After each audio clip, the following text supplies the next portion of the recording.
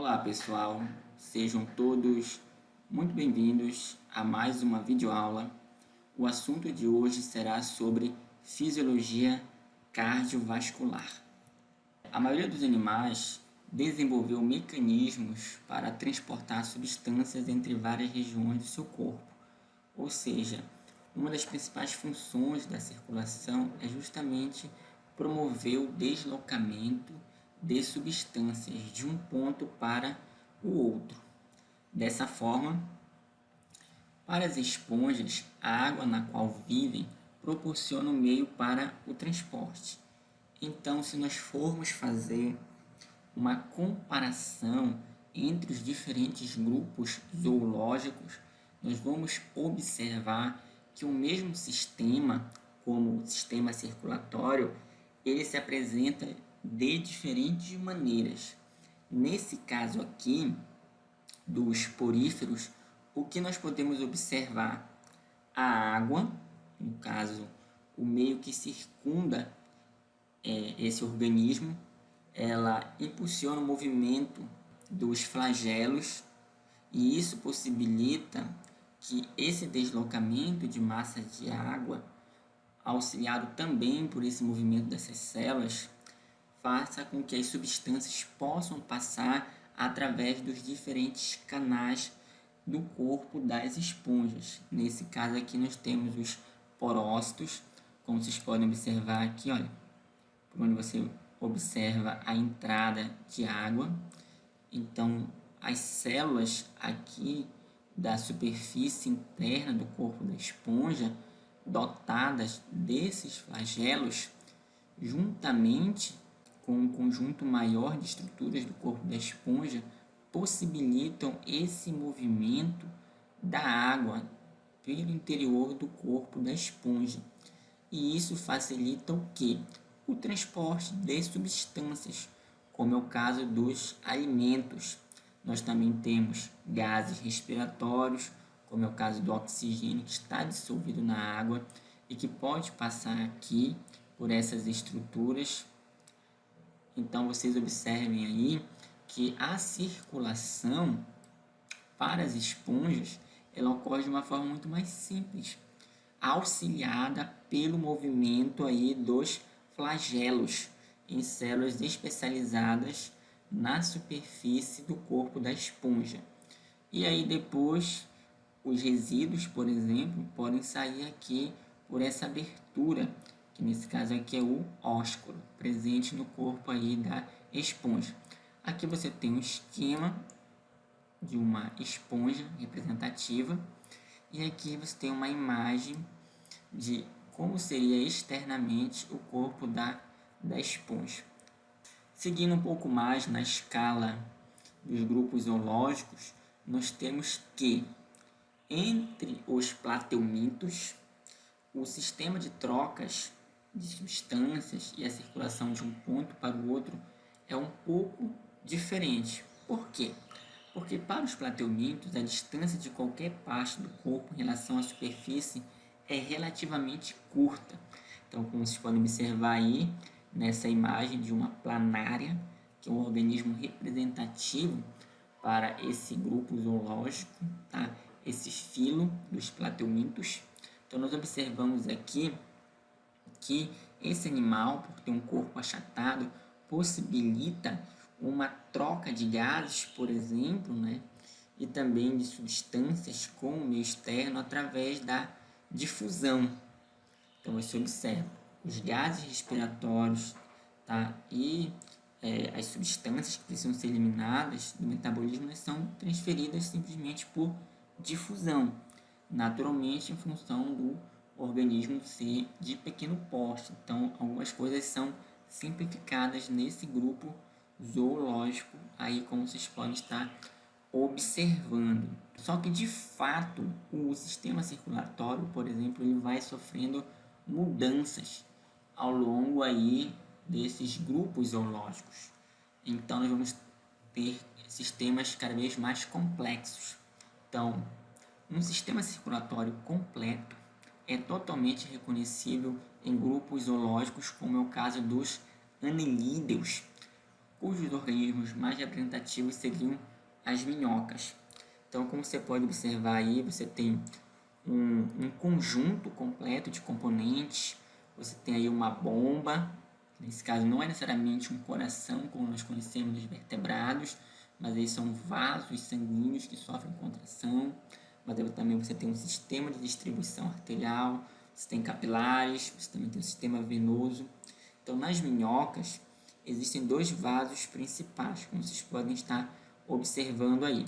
Um vaso dorsal, aqui ó, destacar para vocês, um vaso dorsal, tá? E aqui também você tem um vaso ventral, ok? Então, o vaso dorsal, ele conduz o sangue para a região anterior por meio dos movimentos peristálticos. Como vocês podem observar aqui, olha, sendo indicado pela seta. Então, o sangue ele se desloca para a região anterior do corpo do animal. Então, aqui você tem o famoso peristaltismo, esse movimento que ocorre ao longo aqui desses vasos e que vão empurrando o líquido aqui dentro desse vaso de um ponto para o outro. E aqui embaixo você tem o vaso ventral, que leva sangue para a região posterior. Então, aqui é a região anterior e para cá a região posterior do corpo do animal, tá? E você ainda tem uma rede muito densa de capilares, como você pode observar aqui, olha, capilares. Nesse caso bem aqui específico, você tem 5 arcos aórticos. Você pode contar aqui, olha, 5 arcos aórticos que conectam o quê? Os vasos dorsais com os ventrais e que são também contráteis e atuam como corações acessórios para manter um fluxo constante de sangue. Então você tem aqui, olha, movimentos que deslocam o sangue aqui no vaso dorsal e movimentos que ajudam a deslocar o sangue aqui nessa rede de vasos, são redes paralelas.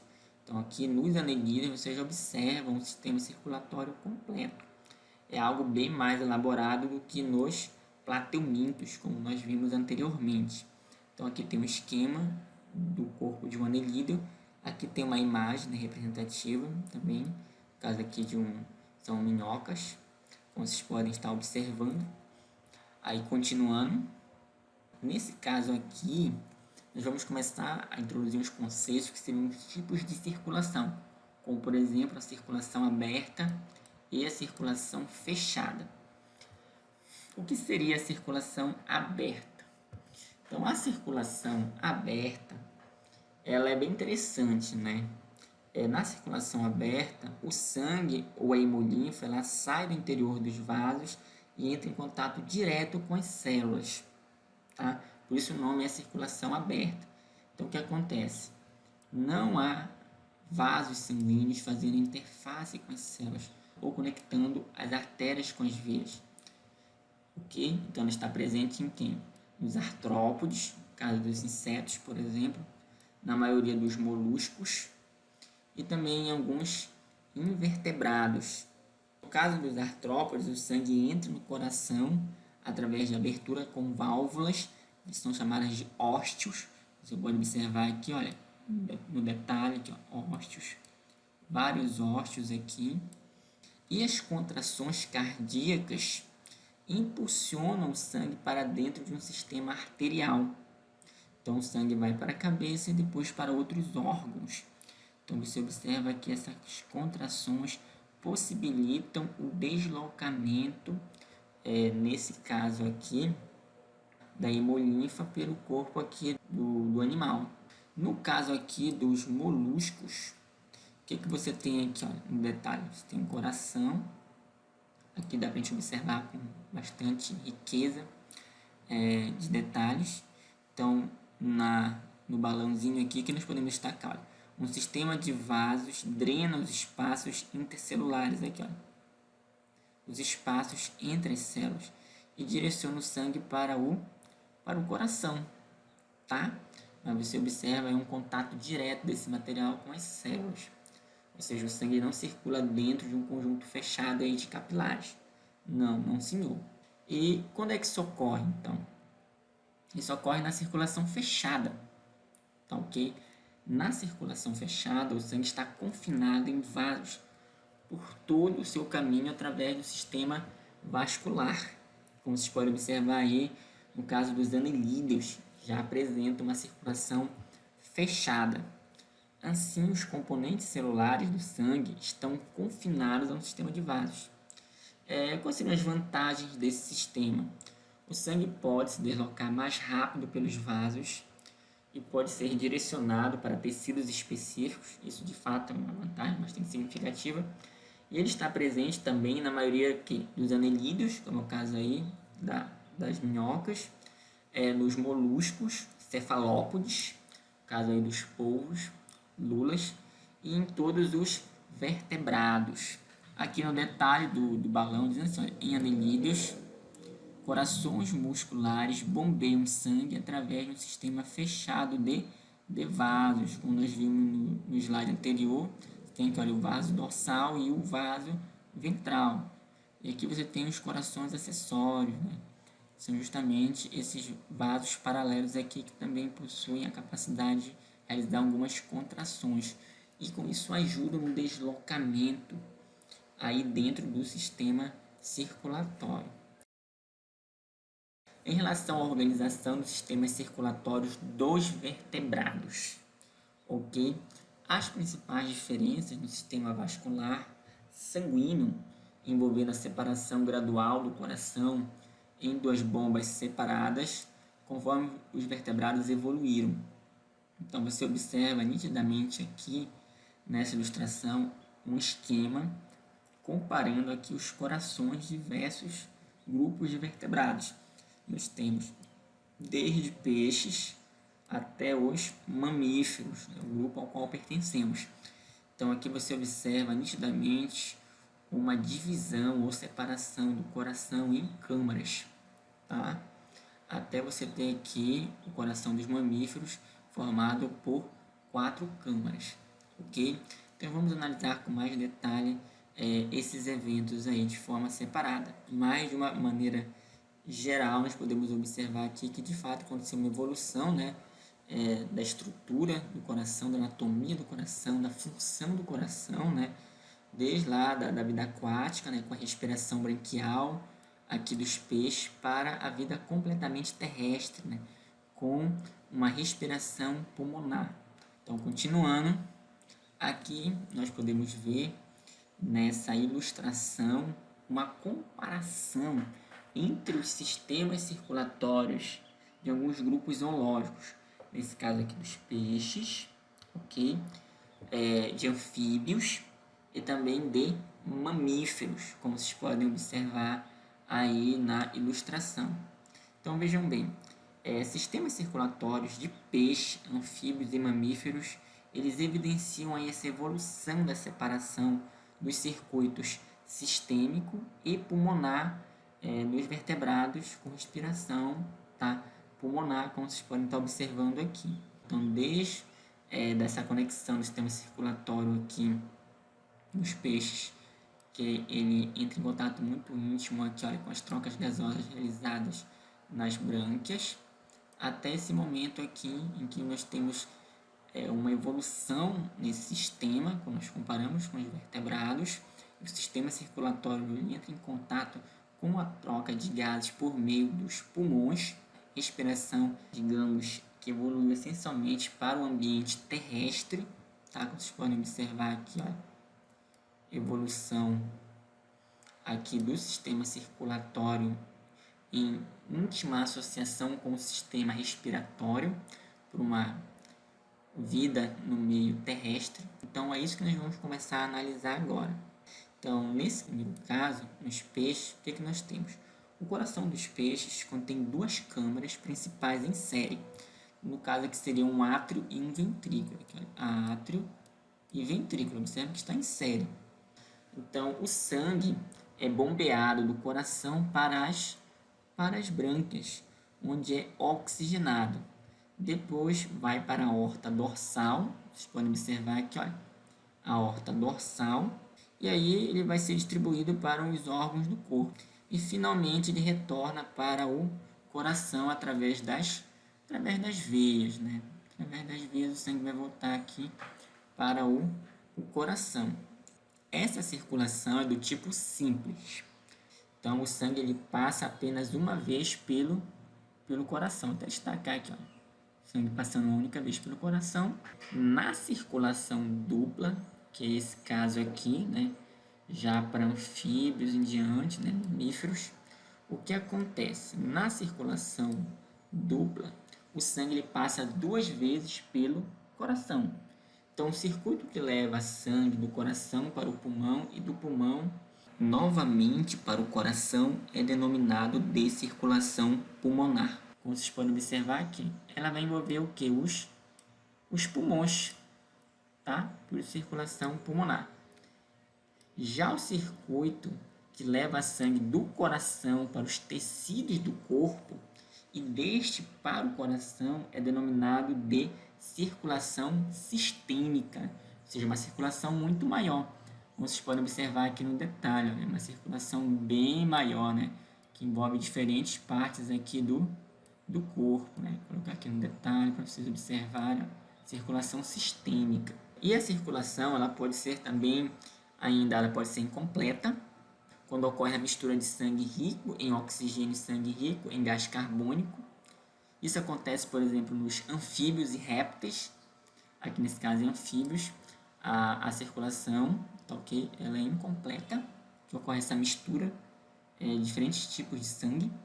E a circulação ela também pode ser completa, quando não há essa mistura entre sangue rico em oxigênio e sangue rico em gás carbônico. Isso acontece em quais grupos? Em aves e mamíferos, por exemplo. Então, continuando, aqui nesse slide, o que nós podemos ver?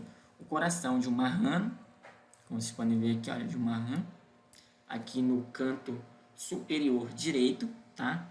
Então, os átrios, eles são completamente separados. Tá tudo bem, né? Você tem o átrio direito, tá? E você tem o átrio esquerdo. São totalmente separados. Só que, no caso, só há um único ventrículo, tá? Então, é um único ventrículo. E esse único ventrículo, né, direciona o sangue para os pulmões e para a circulação sistêmica. Então, aí é meio que inevitável a mistura entre sangue oxigenado e sangue rico em CO2. É realmente impossível não ocorrer a mistura desses dois tipos aí de sangue. Mas, felizmente, isso não acontece, por exemplo, aqui no coração de mamíferos.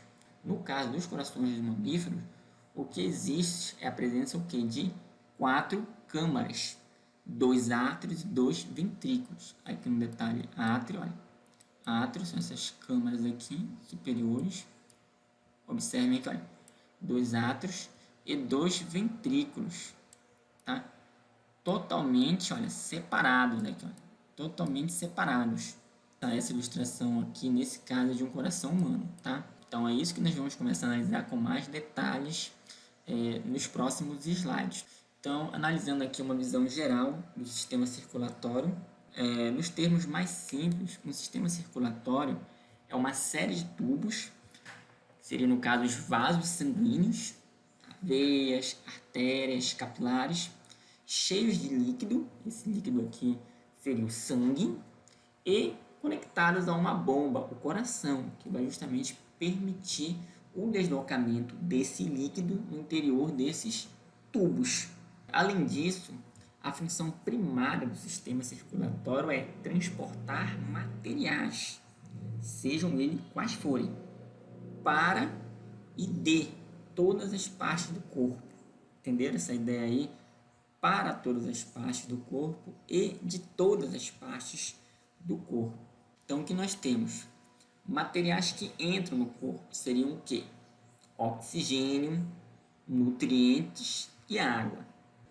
Materiais transportados de célula para célula, quais seriam?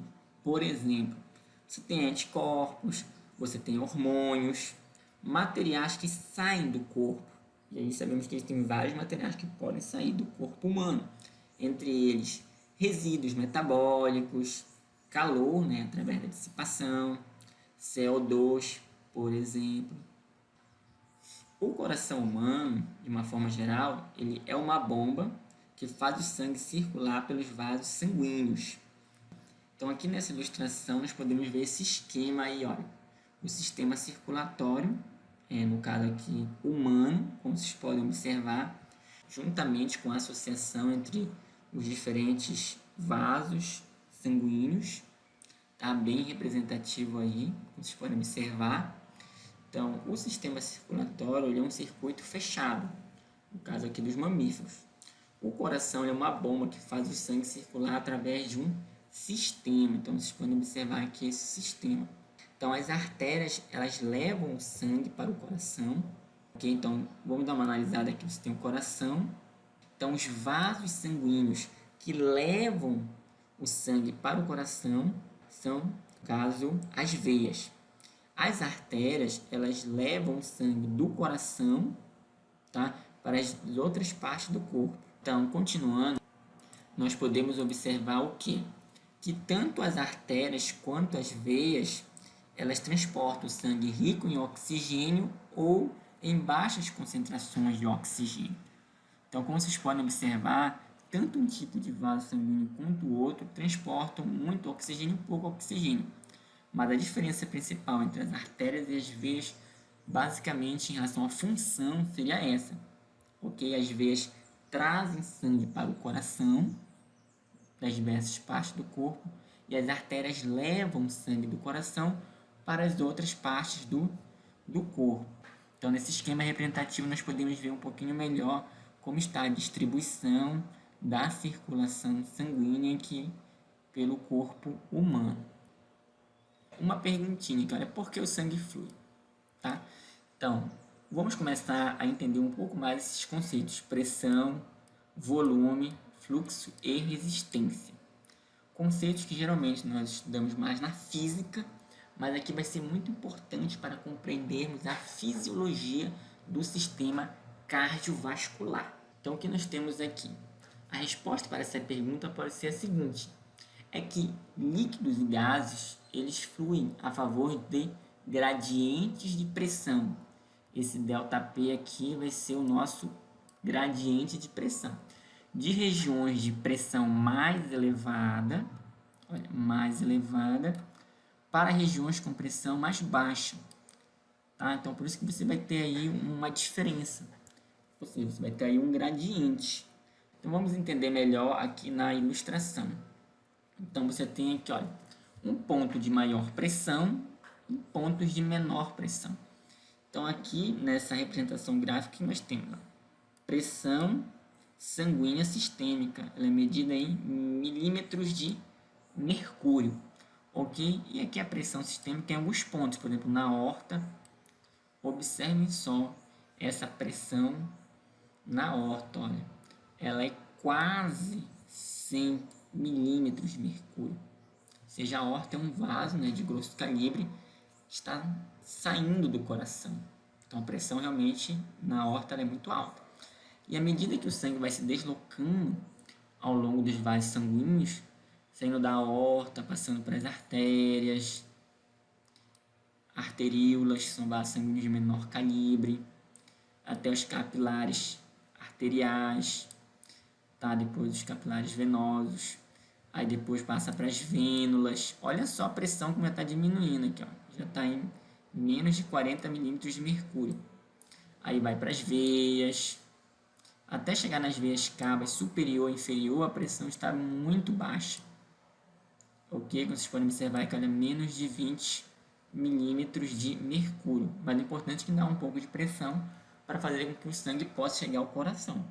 Até porque se o sangue não chegasse até o coração, sendo trazido aí pelas veias cabas, iria acabar aí o sistema circulatório, né? O coração não ia ter o que bombear.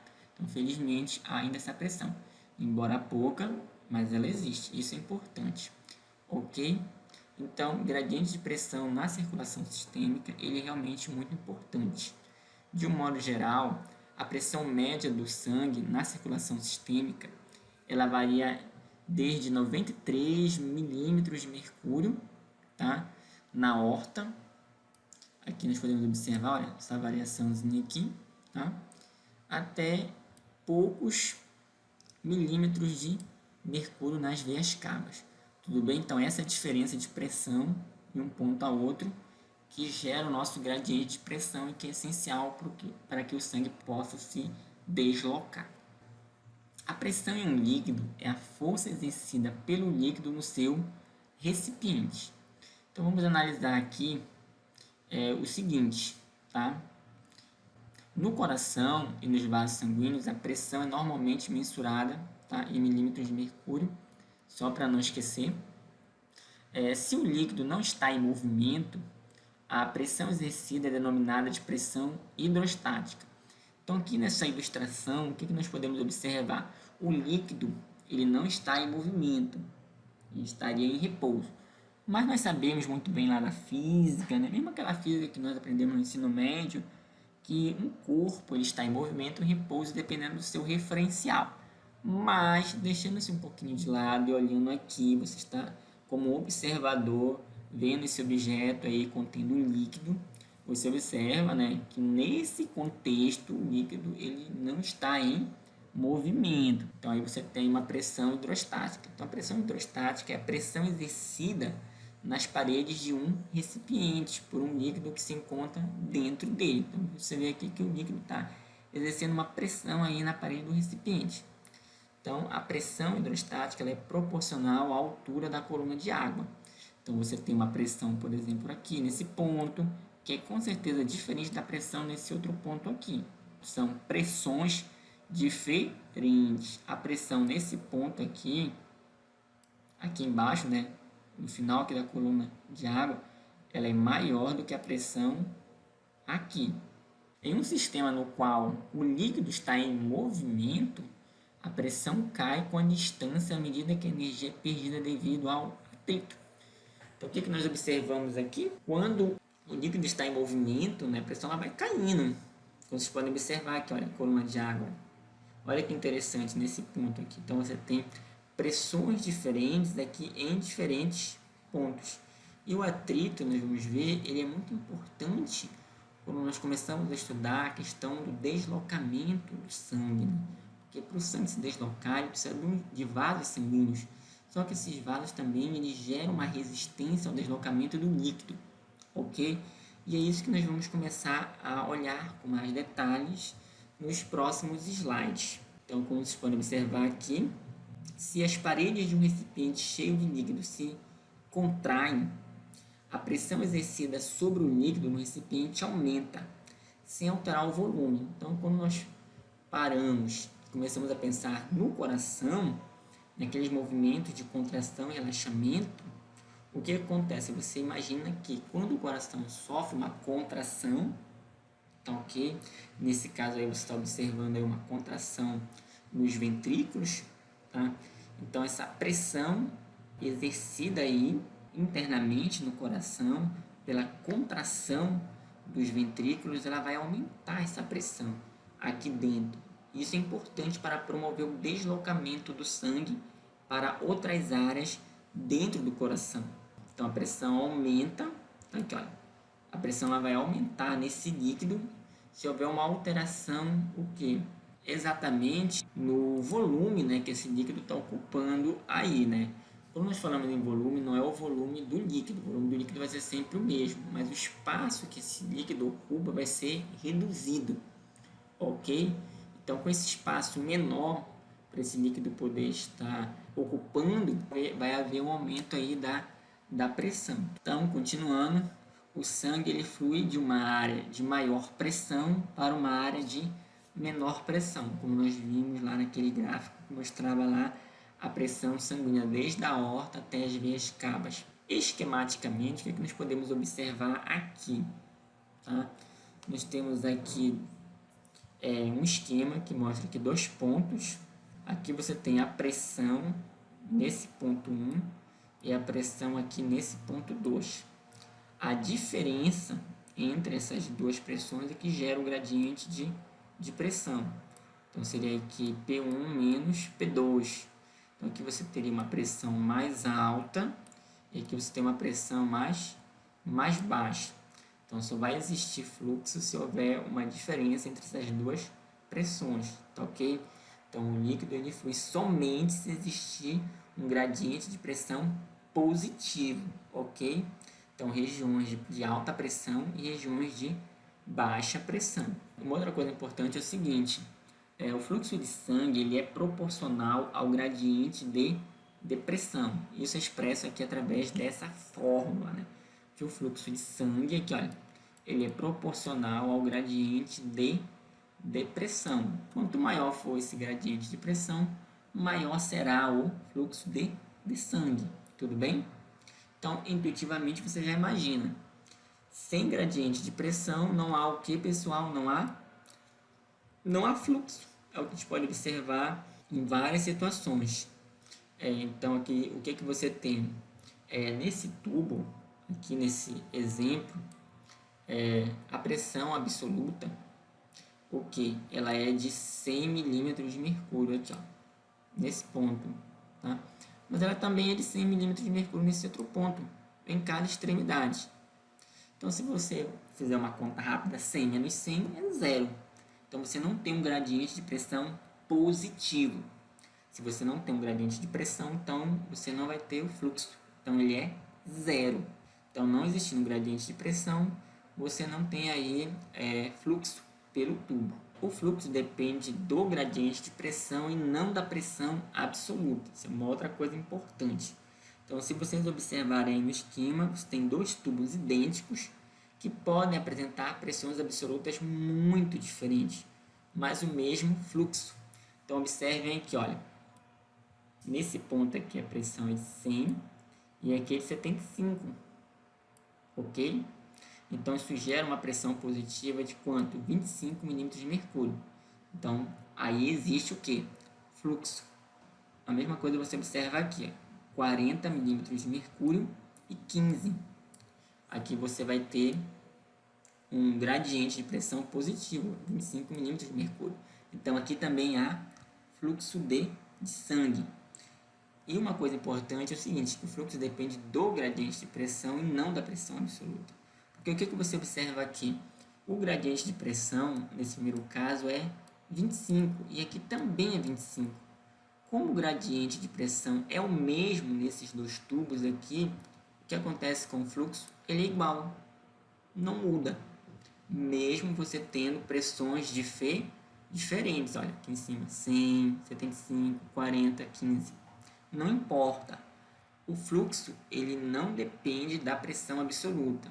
O fluxo depende do gradiente de pressão. Uma outra coisa importante, a tendência do sistema circulatório de se opor ao fluxo sanguíneo é denominado resistência ao fluxo, como eu comentei anteriormente lá, quando nós começamos a observar um líquido quando estava em repouso e quando estava em movimento. Então, os vasos sanguíneos eles são importantes para conduzir o sangue, mas eles também criam uma resistência ao deslocamento do sangue. Então, como vocês podem observar aqui, por essa fórmula, nós temos que, olha, o fluxo, ele é o quê? Ele é inversamente proporcional aí à resistência. Quanto maior for a resistência, né, o fluxo ele vai sofrendo maiores dificuldades para ocorrer, tá? Então, o aumento na resistência de um vaso sanguíneo resulta em redução do fluxo por ele. Então, vocês podem observar aí nessa fórmula essa relação bem direta entre o fluxo e a resistência. Por sua vez, a resistência ela é influenciada por três componentes. Então, nós temos o raio do tubo, representado por essa letra R, tá? Minúsculo. Você tem o comprimento do tubo, representado aí por essa letra, né? O L maiúsculo. Você tem a viscosidade do líquido, né? Representado aí por essa letra grega chamada eta, tá? E você vai ter essa outra fórmula. Observe que as coisas estão começando a ficar interessantes, tá? Então, aqui a resistência, você observa aqui, olha, ela é diretamente proporcional ao quê? Ao comprimento do tubo e à viscosidade do líquido, tá? E ela é inversamente proporcional aqui ao raio do tubo. Como o comprimento da circulação sistêmica e viscosidade do sangue são constantes, isso é uma coisa interessante, o raio dos vasos sanguíneos é a principal variável que afeta a resistência na circulação.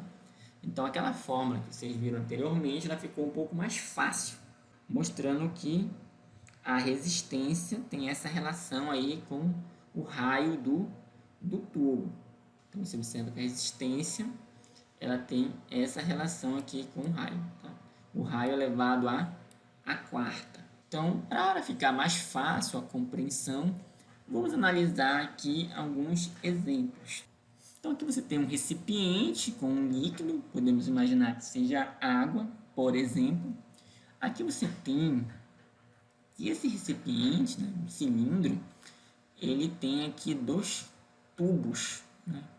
Então, por esse tubo aqui, sai uma parte do líquido, por esse outro tubo sai uma outra parte do líquido. Existe uma diferença, entretanto, entre esses dois tubos aí, tá? É o que nós vamos observar aqui, olha. Esse primeiro tubo, ele tem um raio A de 1, e esse tem um raio de 2. Podemos dizer que seria o tubo A e o tubo B.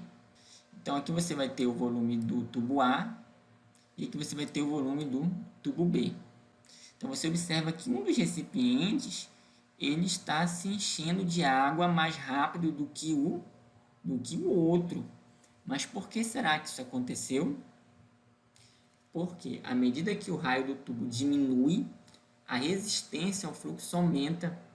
Então, como você pode observar aí nessa ilustração. Então, o raio desse tubo A é menor. Tá? Como ele é menor, você vai ter aí o que? Uma maior resistência. E aqui, como o raio do tubo é maior, você vai ter uma menor resistência. Continuando aqui a nossa observação em relação à resistência, né? Como nós vimos anteriormente, é representada como 1 sobre o raio a quarta. Então, vamos ver aqui o tubo A. Então, no tubo A, você tem o quê? Que o valor do raio é 1. Tá? Olha, o raio no tubo A é 1 aqui. 1. Tá? 1 elevado a quarta vai dar 1.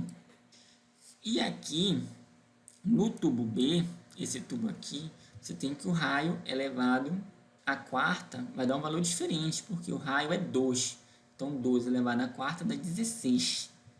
Então, você olhando aqui o tubo A e o tubo B, em qual dos tubos você tem uma resistência maior? Você tem uma resistência maior no tubo A, porque a resistência aqui tem esse valor de 1 aqui, ó, 1. Enquanto a resistência no tubo B, ela é 1 sobre 16 avos, ou seja, vai dar um valor de resistência bem menor. Então, como você tem uma resistência menor, você vai ter um fluxo maior. Tudo bem? Ficou mais fácil para entender? Mas vamos continuar. Então, em relação ao fluxo ainda, nós temos que ele é o quê? O inverso da resistência. Então, no tubo A, o que nós temos? 1 dividido pela resistência. A resistência aqui não é 1. Aqui, olha, não é 1.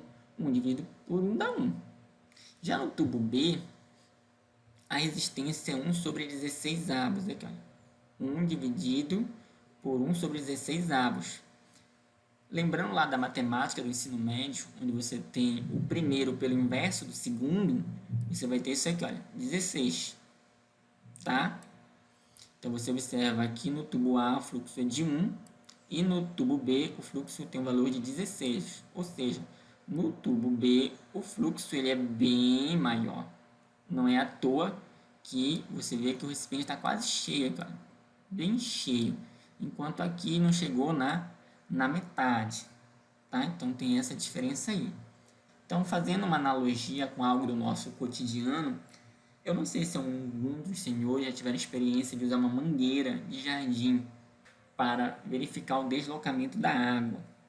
Mas se você colocar o seu dedo na saída do tubo, você vai criar uma resistência. Isso vai dificultar com que a água ela possa sair de dentro da mangueira. Então, o seu dedo aqui ele está criando essa dificuldade, está criando essa resistência, tá ok? Ao deslocamento do líquido. É algo parecido com o que acontece aqui nesse esquema que eu mostrei aqui para os senhores, quando nós temos uma diminuição aqui no raio.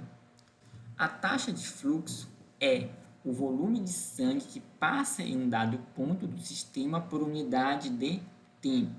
Então, vamos analisar agora a taxa de fluxo. E eu vou dar um exemplo aqui para os senhores.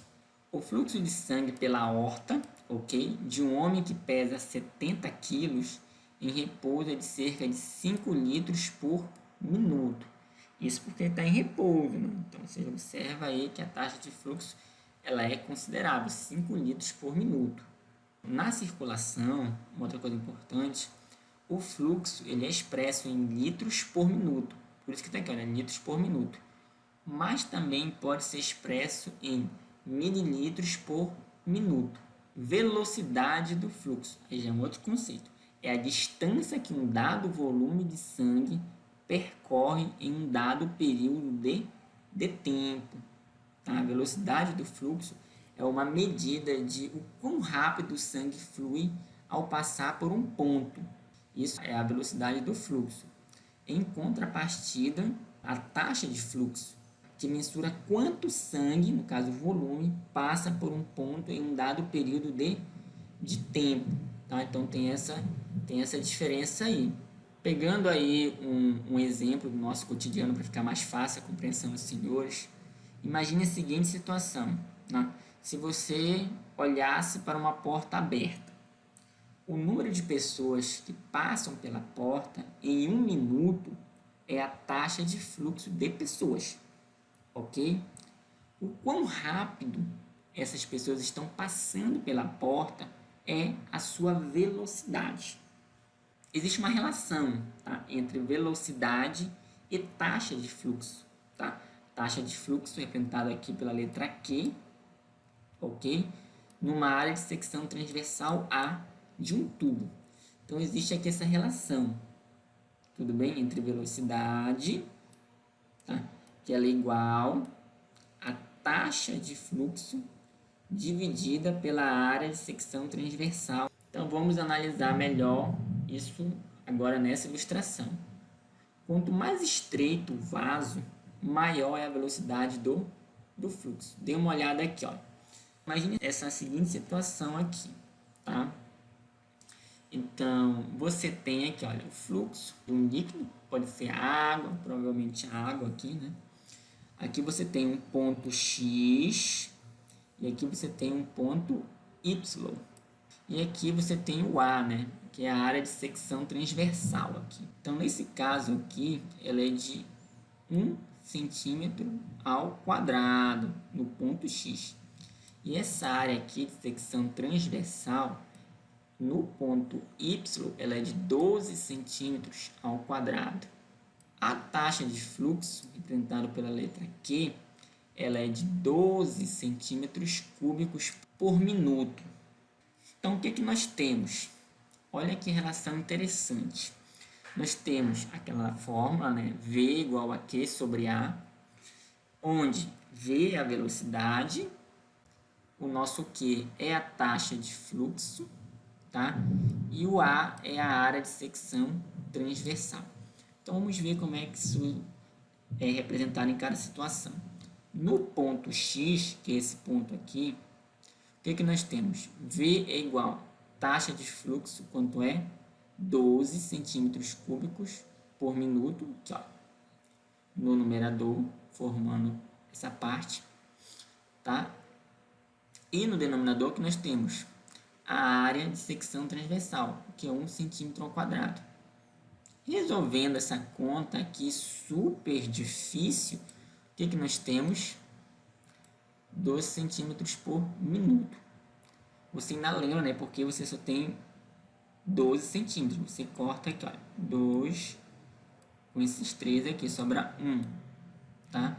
Então, por isso que ainda sobra aqui, ó, centímetros. Aí, no ponto Y, tá? Esse outro ponto, o que você tem? A mesma coisa, só que a área de secção transversal, ao invés de ser 1, é 12. Então, qual vai ser a velocidade? 1 centímetro por minuto. Então, em qual desses dois pontos a velocidade é maior? No ponto X ou no ponto Y? A velocidade no ponto X é 12, né? Ela é muito maior do que no ponto Y. Por quê? porque quanto mais estreito o vaso, e esse vaso aqui é bem mais estreito do que esse outro aqui, maior é a velocidade do fluxo, como vocês puderam observar agora aqui através desses exemplos representativos. O músculo cardíaco e o coração. Quase 400 anos, tá? Ou seja, há bastante tempo, os cientistas estabeleceram que o bombeamento do coração mantém a circulação sanguínea contínua pelo corpo. Então, o coração ele sempre foi um órgão que despertou muita curiosidade para as antigas civilizações. O coração ele era mais do que uma bomba, ele era a sede da mente, tá? Então, como vocês podem observar aqui nessa imagem à esquerda, né? Essa primeira imagem aqui, ela é uma representação, tá? Feita pelos antigos egípcios, no momento que eles estavam mumificando seus mortos. O que geralmente eles faziam? Eles removiam a maior parte das vísceras, mas eles deixavam o coração no lugar, para que os deuses pudessem pesá-lo como um indicador do mérito da pessoa. Aqui nessa imagem nós podemos ver um processo de mumificação. Nesse caso aqui, essa pessoa está usando uma espécie de máscara, né? Que tem aqui o rosto de um chacal, que representa o deus da morte, Anubis, né? Que para a mitologia egípcia, né? Era o deus responsável, né? Por esse processo ou essa fase na vida do indivíduo, tá? Responsável aí pelo mundo dos mortos. E aí, nas cerimônias fúnebres, embora todas as vísceras fossem retiradas, o coração lhe era deixado, já mostrando a importância que esse órgão tinha para as antigas civilizações. Aqui nessa imagem do centro, não sei se os senhores estão reconhecendo, mas nós temos um personagem muito famoso na biologia, que é o grego Aristóteles, que caracterizou o coração como o órgão mais importante do corpo e como sede da inteligência. E essas ideias do Aristóteles, elas tiveram, digamos, uma repercussão muito prolongada, como vocês já devem imaginar. Aqui, nessa outra imagem, do lado direito, nós temos quem?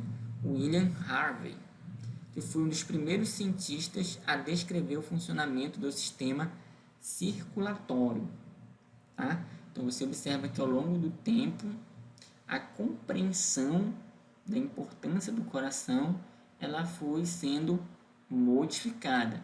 Mas em todas as situações, o coração sempre foi um órgão que teve muito destaque. De um modo geral, o coração de uma pessoa saudável, tá? De 70 quilos. Aí vocês podem perguntar, professor, por que os livros sempre usam essa referência a 70 quilos? Uma boa pergunta, né? Eu acredito que eles precisavam padronizar para poder fazer inferências a partir de um modelo, e aí o padrão é 70 quilos, tá? Então, uma pessoa de 70 quilos, tá? O coração dela bombeia aproximadamente, olha só esse valor aqui, mais de 7.000 litros de sangue por dia. Então é um valor muito alto, a um ritmo de 5 litros por minuto. Então não é à toa que facilmente um indivíduo saudável consegue bombear mais de 7.000 litros de sangue, tá? Se ele bombeia 5 litros por minuto. Tudo bem? Aqui temos uma representação esquemática do sistema circulatório. Na maioria das pessoas, o coração continua a bombear por mais de 75 anos. Aí por isso que tem aqui uma ilustração de pessoas idosas, vivas, bem vivas, graças a Deus. E o coração continua a bombear nas pessoas até uma idade bem avançada. Naturalmente, à medida que as pessoas elas vão envelhecendo, o coração já não é mais o mesmo, né? Então ele acaba apresentando aí umas falhas, e tanto que quando a pessoa chega numa idade avançada, o infarto do miocárdio, ele acaba sendo uma das principais causas de morte entre a população idosa. Não é a única, nós sabemos, mas ele acaba representando uma boa parcela aí desses óbitos. No embrião, o coração se desenvolve a partir de um único tubo. Então você observa aqui, olha, nessa figura A, um embrião com uma idade de 25 dias. Então, olha, o coração é um único tubo. Vocês podem observar aqui no detalhe as veias, tá? O átrio, né? No caso aqui o átrio esquerdo, aqui nós temos outras partes, olha a artéria, nós temos o ventrículo, tá? Esse aqui é o átrio esquerdo primordial. Então o coração, ele é o primeiro órgão a ser formado no período embrionário e todos os eventos seguintes dependem da habilidade deste órgão de atender a demanda do organismo por oxigênio e nutrientes. Então aqui nessa outra imagem, né, digamos de B, tá? Nós temos o desenvolvimento aqui do coração um pouco mais nítido, como vocês podem observar. Aqui, olha, com aproximadamente 4 semanas de desenvolvimento, os átrios e os ventrículos podem ser distinguidos. Então o coração ele começa a girar e os átrios se movem para o topo dos ventrículos. Então isso é uma coisa bem interessante. O coração ele promove, né, um giro sobre si mesmo e acaba adquirindo, né, essa forma que nós conhecemos ele, tá? Com os átrios na parte superior e os ventrículos na parte inferior. Mas inicialmente no desenvolvimento, vou botar aqui a imagem, tá? Era o contrário, os ventrículos estão na parte superior, tá? E os átrios na parte inferior. Mas o coração, ao longo do seu desenvolvimento, dá esse giro. E aí tudo muda de lugar, com os átrios na parte superior do coração e os ventrículos na parte inferior, quando você observa o coração posicionado no tórax. Então, durante o desenvolvimento do tubo embrionário, o coração ele gira e volta sobre si mesmo. Aqui na figura C, né, temos aqui, olha, idade de 1 ano, tá? Então, nós já podemos observar aqui o coração com essa estrutura típica que ele apresenta, com os átrios aqui na parte superior, tá? Passar uma linha, átrios, e os ventrículos aqui na parte inferior. Lembre-se, nesse caso aqui, olhar para o esquerdo, porque você está olhando para a figura. Então, os lados eles são invertidos. O que é direito passa a ser esquerdo, o que é esquerdo passa a ser direito. Então, esse aqui é o átrio direito. Ok? Então, com isso, o sangue ele entra em cada ventrículo, no topo, tá? Da câmara e também sai pelo topo. Então, ele entra pelo topo e sai pelo topo. Funcionalmente, significa que os ventrículos eles devem se contrair de baixo para cima, aqui, ó, de baixo para cima, tá? Para que o sangue seja ejetado. Isso é uma coisa que nós vamos ver com mais detalhes próximos slides. Aqui, se vocês forem acompanhar, né, essa animação, o que nós temos aqui? Olha, o coração ele começa a bater em torno aí de 3 a 5 semanas. Então, você observa aqui esse processo aqui de desenvolvimento do coração. Observe aí, olha, como ele promove essa mudança na posição. Tá? É bem interessante, olha, esse giro que ele dá, giro para a direita. Tá? Então, isso é uma coisa bem interessante que o coração faz. Tá? Então, vocês observaram, né, que no desenvolvimento normal, o tubo cardíaco ele sofre uma torção e vira para a direita. Vocês viram lá que ele girou para a direita? Então, é uma torção para a direita que o coração faz, que é chamado de dextral loop, né?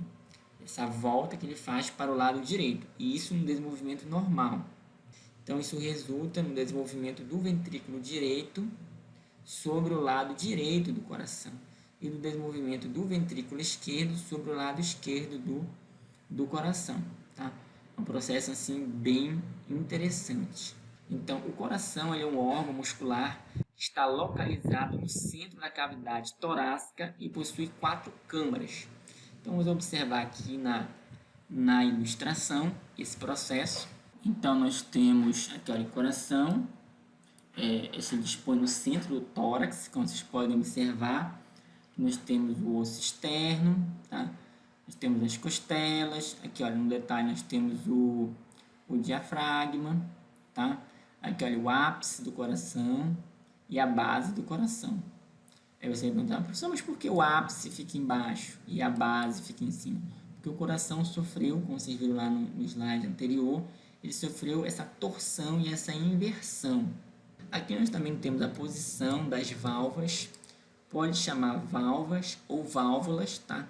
Atrioventriculares, essas aqui, nós vamos ver com mais detalhe nos próximos slides. E aqui nós podemos ver, olha, a posição das válvulas semilunares. Então, nós vamos ver com mais detalhes também um pouco mais à frente. Nessa outra imagem, nós podemos ver que a distribuição didática, né, do sistema circulatório, né? Tem um textozinho aqui em cima, olha, os vasos que carregam sangue mais oxigenado são os vermelhos, tá? E aqueles com sangue menos oxigenado são representados aqui pela coloração azul, tá? Em relação a essa questão da coloração, isso é uma coisa bem interessante, né? Que você pode perguntar, mas professor, por que foi atribuído para os vasos com menor concentração de oxigênio o tom azul, né? Isso é uma coisa bem interessante até nós pararmos para pensar.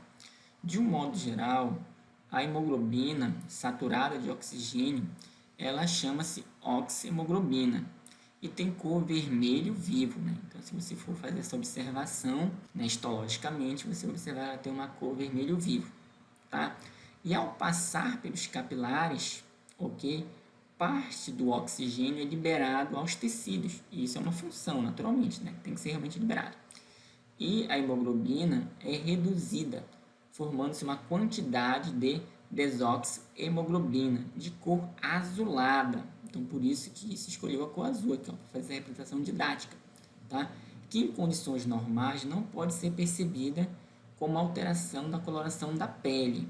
Tudo bem? Geralmente você não vai observar ninguém aí com a pele, tá? Tipo extremidade das mãos, com a cor azul. Mas em condições anormais, sim, você vai observar, tá? Que eu coloco aqui para você nessa imagem aqui no canto superior direito, tá? Como você pode observar aqui, olha, você tem aqui as extremidades da mão de uma pessoa, né? A ponta dos dedos, e são azuis, né? Isso é uma condição chamada de cianose e pode ou não estar associada a baixa concentração de oxigênio. Tá? Então, por isso a explicação de por que didaticamente se escolheu as cores azul e vermelha para representar os diferentes tipos de sangue que passam pelos vasos sanguíneos. Tá?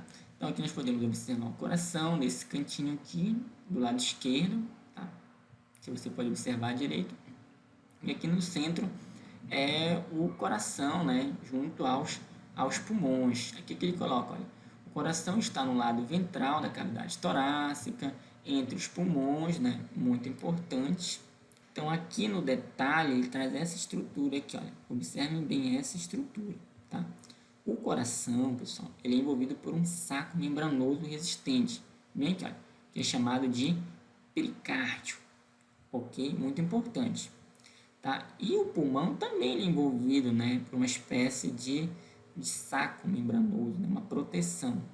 Então, tanto o pulmão quanto o coração, eles possuem essa proteção.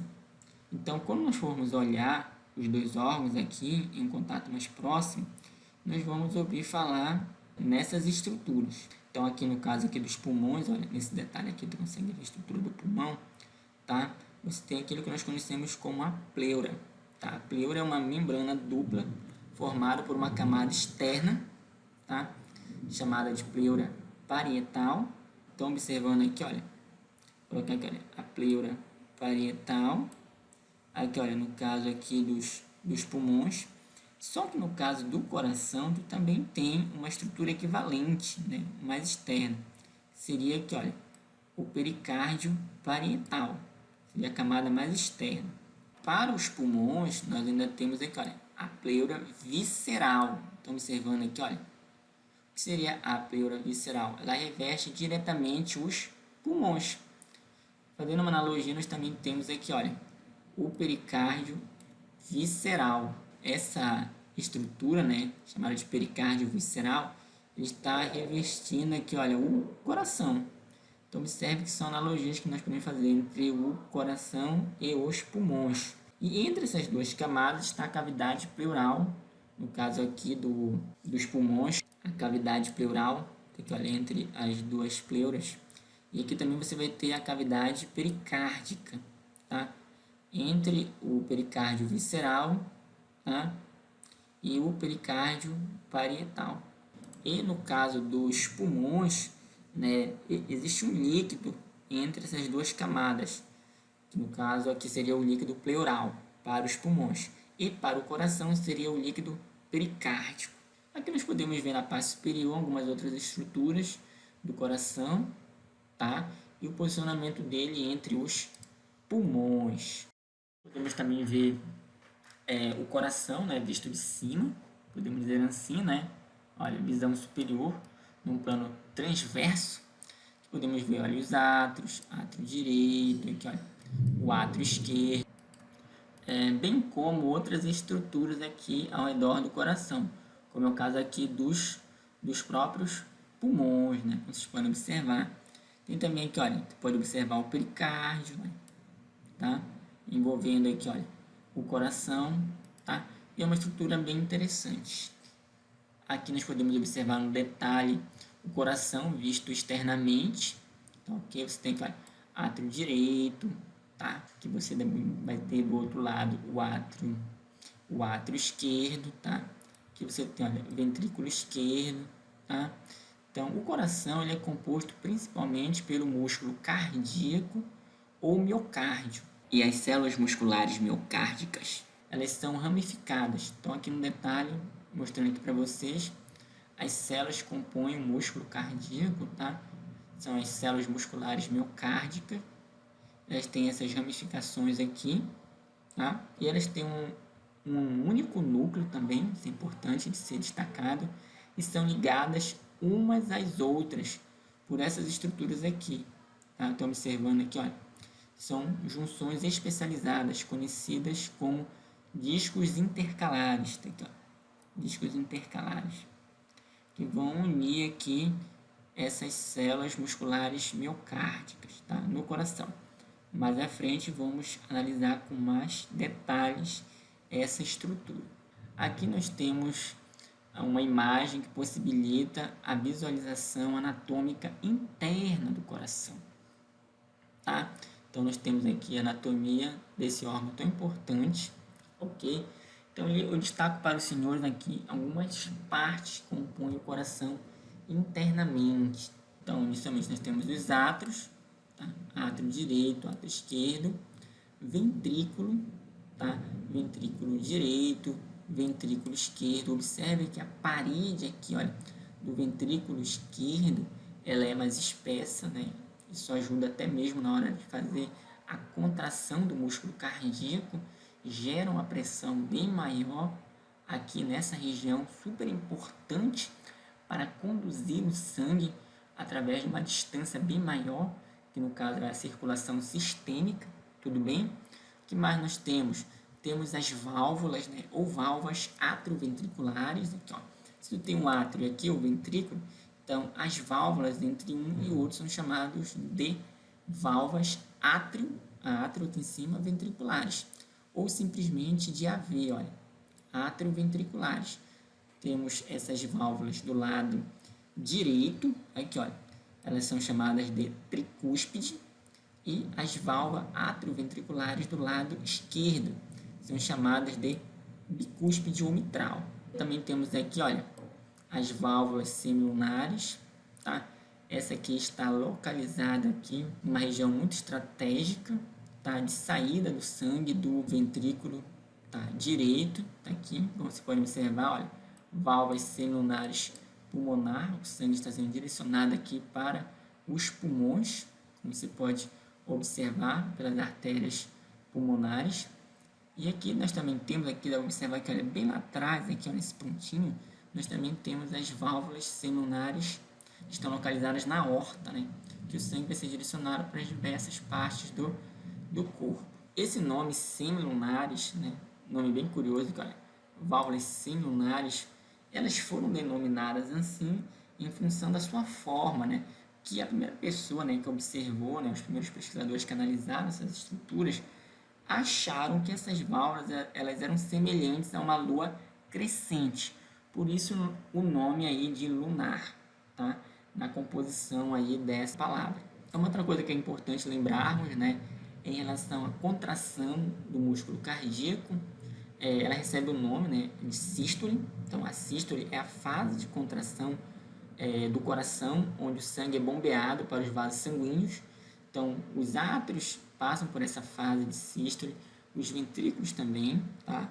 E nós também temos uma outra fase chamada de diástole, é a fase de relaxamento do músculo cardíaco, tá? Ambas fazem parte do ciclo cardíaco, a sístole e a diástole, como nós vamos ver mais à frente com maiores detalhes. As válvulas cardíacas asseguram um fluxo unidirecional no coração. Então, se pudéssemos fazer aqui um corte do músculo cardíaco, como vocês podem observar, aqui no detalhe, ó, eu trago para vocês essa estrutura, olha, secção transversal. Aqui você pode observar, né, as válvulas atrioventriculares, tá? Direita, né, tricúspide, tá? E esquerda, mitral ou bicúspide. Observe o formato delas, tá? Observe que aqui elas estão fechadas.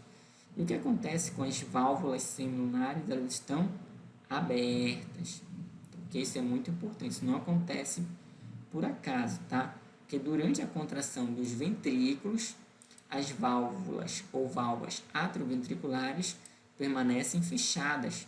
Por que permanecem fechadas? Para impedir o que? O refluxo do sangue. Tudo bem? Esse é o motivo. E as válvulas semilunares, elas têm que se abrir, justamente para permitir a saída do sangue dos ventrículos para as respectivas artérias, né? Artéria pulmonar e artéria aorta. Então, continuando aqui, para maiores detalhes, podemos observar aqui, olha, temos uma válvula semilunar aberta, no caso aqui, a que está localizada na aorta, né? E observe aqui, esse aqui é o ventrículo esquerdo, tá? Você observa aqui a válvula atrioventricular fechada, justamente para impedir o refluxo do sangue. Observe que ajuda a manter, né, essa conformação ou estrutura das válvulas abertas ou fechadas, é justamente o auxílio aqui das cordas tendinhas, tá, ok? Elas têm um papel muito importante aqui nesse processo, tudo bem? Então, olha, durante a contração ventricular, olha, a setinha aqui está indicando a contração do ventrículo, as válvulas ou válvulas atrioventriculares, ok, permanecem fechadas, tudo bem? Para impedir o refluxo do sangue, para impedir que o sangue volte para os átrios. Então, continuando aqui, nessa situação, nós podemos observar que, olha, secção transversal na imagem, as válvulas atrioventriculares fechadas, aqui, olha, e o sangue passando aqui para a artéria.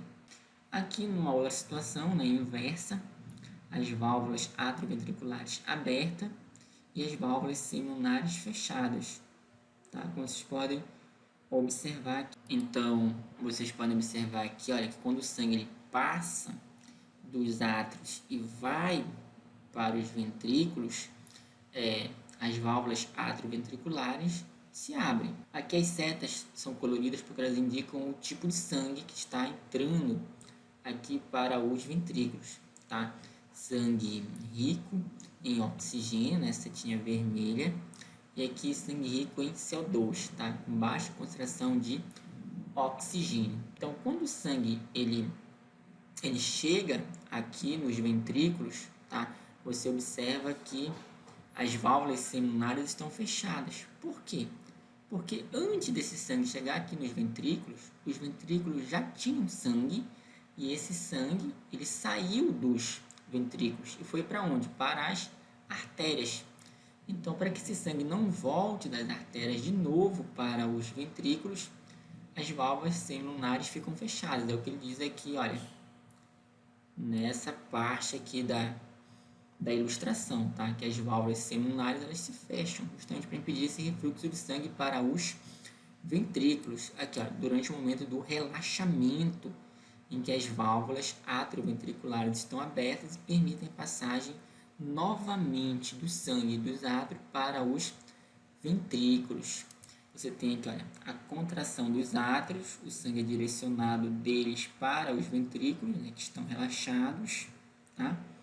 E aqui, quando você tem a contração dos ventrículos, você observa que esse sangue ele é deslocado dos ventrículos, tá? Tanto o ventrículo direito quanto o ventrículo esquerdo para as artérias.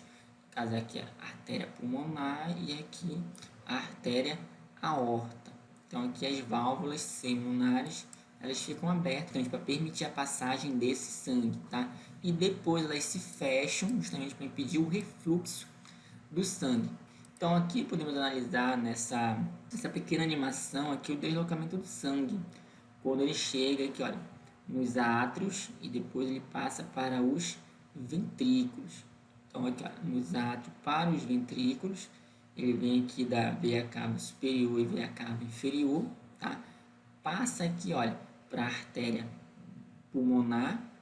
É muito curioso ver nessa animação aqui que as válvulas elas vão se fechando, né, à medida que o sangue passa por elas e impedem o refluxo. Olha, está aberta e agora vai ficar fechada, tá vendo? O sangue não consegue voltar para o átrio. Isso é bem legal. E aqui, quando o sangue ele está no ventrículo, né, ele vai para a artéria pulmonar, olha, a válvula semilunar se abre e ela se fecha, né, impedindo que o sangue volte para o ventrículo, tá? Nesse caso aqui, o ventrículo direito. E aí, quando o sangue ele vai, né, para os pulmões, através da artéria pulmonar, ele é oxigenado e volta. A seta já é vermelha, não é mais aquela seta azul. Tá vendo? Seta azul. E aqui nós vamos ver uma seta vermelha chegando aqui no átrio esquerdo. A seta vermelha, sangue oxigenado. Aí vai para o ventrículo esquerdo. Aqui você tem uma nova contração. E aí do ventrículo esquerdo, o sangue vai para a artéria aorta, né? Uma animação bem simples, né? Mas muito informativa. Mas nós vamos ver com maiores detalhes agora esse processo, tá? Em uma nova animação em 3D para vocês verem com maiores detalhes como tudo isso acontece. Nessa cena em 3D, nós podemos ver um pouco sobre a posição e o funcionamento do coração humano. Em relação à posição, o coração humano ele situa-se entre os pulmões e acima do diafragma, que nesse caso aqui na cena 3D não aparece, tá? Mas o importante é observarmos como o coração está disposto em relação aos outros órgãos do corpo nessa região aqui do tórax.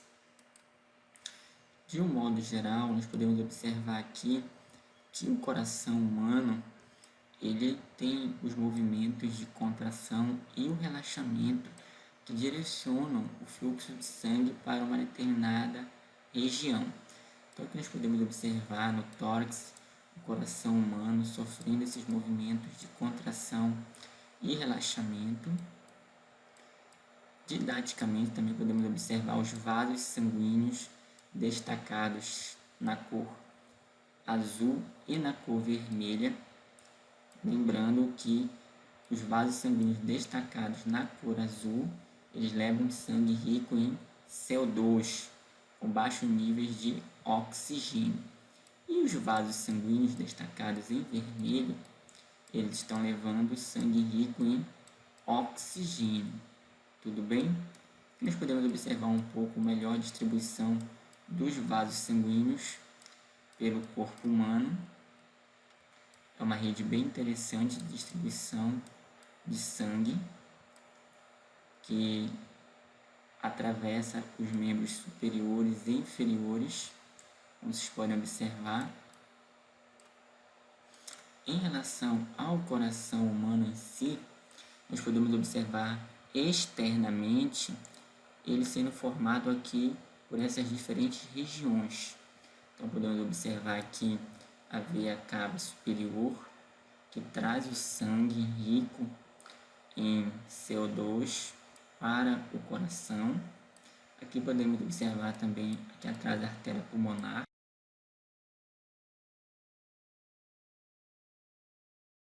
Aqui em cima nós podemos observar também os átrios, átrio direito e o átrio esquerdo. Observe a contração dos átrios ocorre de forma coordenada. E aqui mais embaixo podemos observar os ventrículos, o ventrículo direito e o ventrículo esquerdo. E também um pouco aqui na superfície podemos observar as artérias coronárias. Tranquilo?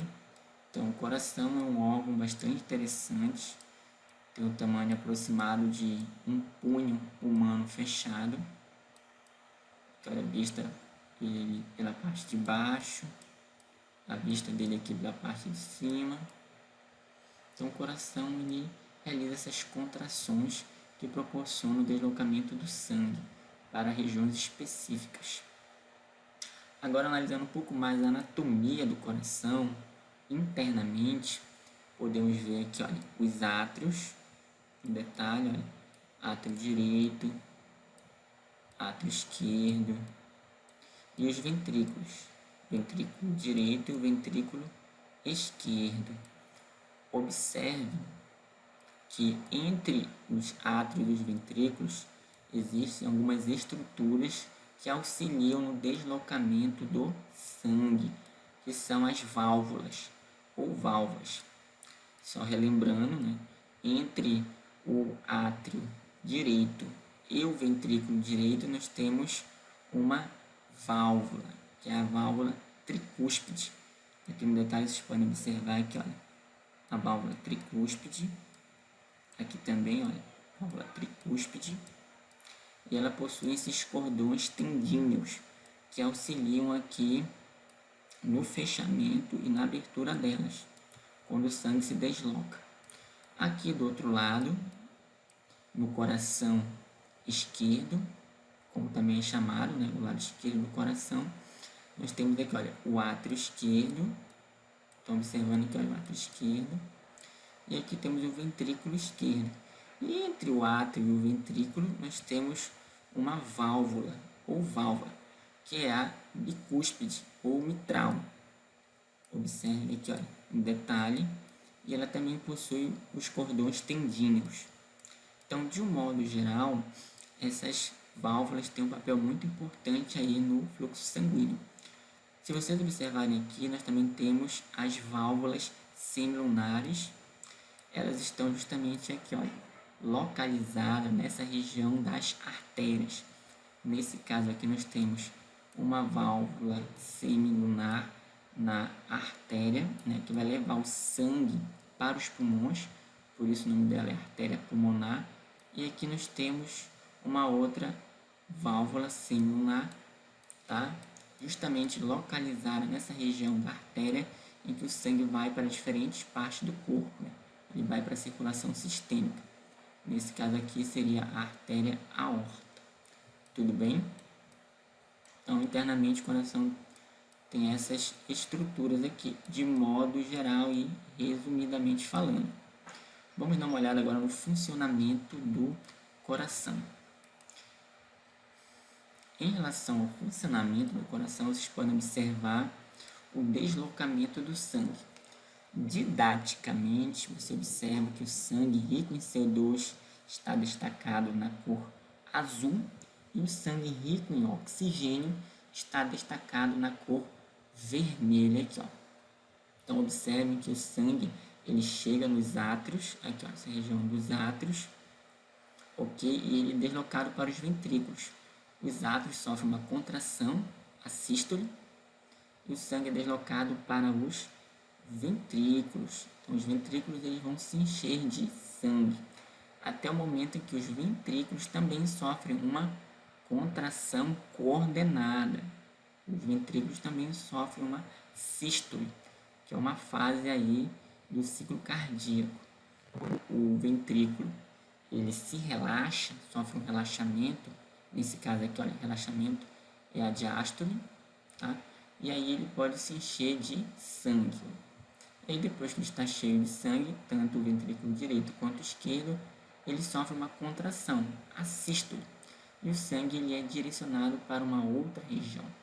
Então, de um modo geral, o sangue chega aqui nos átrios, tá? Sendo trazidos aqui nesse caso do átrio direito pela veia cava superior, como vocês podem observar aqui, olha, chega no átrio direito, e aqui o sangue ele chega no ventrículo direito aqui embaixo, depois de vir do átrio direito. Então chega aqui no ventrículo direito. E aqui do lado esquerdo do coração, o sangue do átrio esquerdo ele passa para o ventrículo esquerdo, como vocês podem observar aqui. Estão observando? Então, quando o sangue ele enche os dois átrios, ele passa para os ventrículos. O sangue ele não sofre um refluxo, ou seja, ele não volta para os átrios, justamente porque as válvulas atrioventriculares elas vão se fechar e impedir a passagem do sangue de volta para os átrios, como vocês podem ver aqui no detalhe. Ok? Então o sangue chega até os ventrículos, quando os ventrículos estão cheios, ele sofre uma contração, uma sístole e o sangue vai para onde? Para as artérias. Observe que o sangue ele não volta para os ventrículos, porque as válvulas seminares elas vão se fechar. Então, impede que o sangue sofra um refluxo, ok? Então, é um processo bem interessante de fato, tudo bem? Dando uma olhada aqui no detalhe das válvulas cardíacas, como vocês podem observar, nós temos aqui, olha, a válvula tricúspide e a válvula bicúspide ou mitral. Observe que elas se fecham para impedir o refluxo do sangue, tá? E isso ocorre de uma forma bastante coordenada. É um processo realmente muito interessante, esse processo de contração e relaxamento do coração, e ele é essencial para a vida, para fazer o bom funcionamento dos demais órgãos. Ok, pessoal? Tranquilo?